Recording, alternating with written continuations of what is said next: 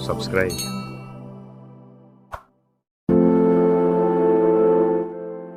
سیٹھ ساجد شہر کے بہت بڑے تاجر تھے۔ اللہ تعالیٰ نے انہیں بہت ساری دولت اور زندگی کی تمام نعمتوں سے نوازا تھا۔ وہ اپنی بیگم اور اکلوتے بیٹے کے ساتھ ایک بہت بڑے بنگلے میں رہتے تھے۔ بہت زیادہ دولت نے انہیں مغرور کر دیا تھا اور وہ غریبوں کی مدد کرنا، بالکل ان سے بات کرنا تک گوارا نہ کرتے تھے۔ ایک دن وہ صبح سویرے اپنے پالتو جانوروں کو کھانا کھلا رہے تھے کہ دروازے پر دستک ہوئی۔ چوکیدار چھٹی پر تھا، مجبوراً انہیں خود دروازہ کھولنے جانا پڑا۔ چوکیدار کو برا بھلا کہتے ہوئے جب انہوں نے دروازہ کھولا تو سامنے ایک ضعیف بزرگ کھڑے تھے اور حلیے سے غریب دکھائی دیتے تھے۔ سیٹھ صاحب نے درشت لہجے میں ان سے آنے کی وجہ پوچھی۔ بزرگ نے کہا، اللہ کے نام پر کچھ مدد کر دو، اللہ پاک آپ کے رزق میں برکت دے۔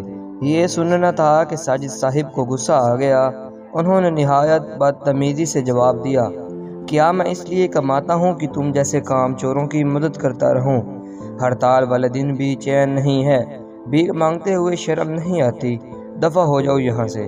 بزرگ نے یہ سن کر کہا، غرور کا سر کبھی اٹھا نہیں رہتا، تم رزق کے ایک ایک نوالے کو ترسو گے۔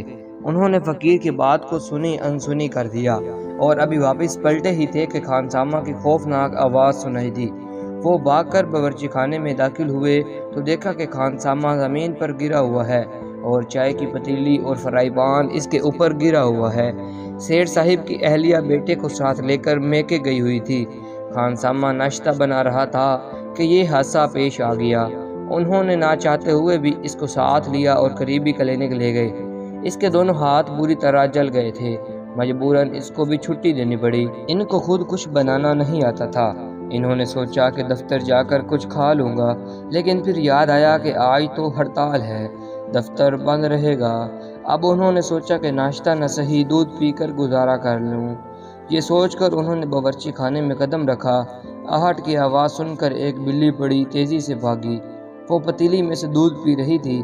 بلی ڈر کر بھاگی تو دودھ کی پتیلی بھی گرا گئی۔ بلی کو اچھی طرح برا بھلا کہنے کے بعد انہوں نے فیصلہ کیا کہ کچھ دیر ٹی وی پر ہڑتال کی صورتحال دیکھی جائے۔ ٹی وی دیکھتے ہوئے دن کے 2 بج گئے تھے اور اب بھوک کی شدت سے مجبور ہو کر انہوں نے باورچی خانے کی دوبارہ تلاشی لے ڈالی۔ انہیں بسکٹ کا ایک ڈبہ ملا، لیکن جیسے ہی انہوں نے اسے کھولا تو دیکھا کہ چیونٹیوں نے بسکٹ کو کھا کر بربرا کر دیا تھا۔ وہ طیش میں آ گئے لیکن کچھ کر نہیں سکتے تھے۔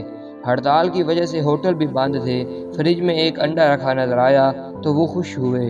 تلنے کے لیے اسے توڑا تو وہ گندا نکلا۔ ایک کونے میں ان کو دہی کا رائتا نظر آ گیا۔ باسی روٹی سے ابھی کھانا شروع کیا ہی تھا کہ انہیں پیالے میں کوئی چیز تیرتی ہوئی دکھائی دی۔ انہوں نے غور سے دیکھا تو رائتے میں کاکروچ تیر رہا تھا۔ انہیں یہ دیکھ کر ان کا جی متلا گیا۔ ان کی سمجھ میں کچھ نہیں آ رہا تھا کہ یہ سب کیا ہو رہا ہے۔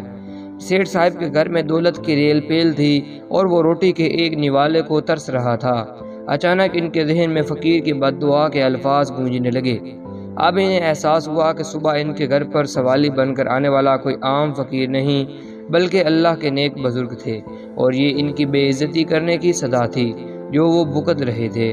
یہ خیال آتے ہی انہوں نے گاڑی نکالی اور بزرگ کو ڈھونڈنے نکل پڑے۔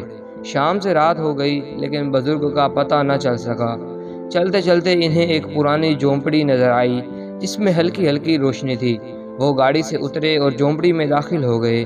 ان کی حیرت کی انتہا نہ رہی کیونکہ جھونپڑی میں وہی بزرگ عبادت کر رہے تھے جن سے صبح ساجد صاحب نے بد اخلاقی کی تھی۔ انہوں نے روتے ہوئے بزرگ سے معافی مانگی اور وعدہ کیا کہ وہ آئندہ کبھی غرور نہ کریں گے۔ مجھے احساس ہو گیا ہے کہ یہ دنیا فانی ہے، اصل حقیقت انسان کے اعمال اور کردار کی ہے۔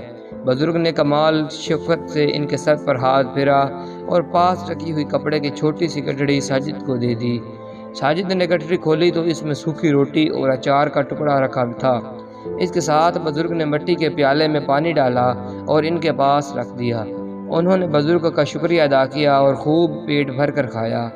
آج ان کو یہ کھانا گھر کے کھانے سے بھی زیادہ لذیذ محسوس ہو رہا تھا۔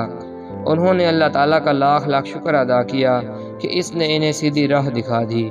غرور کا سر ہمیشہ نیچا ہوتا ہے۔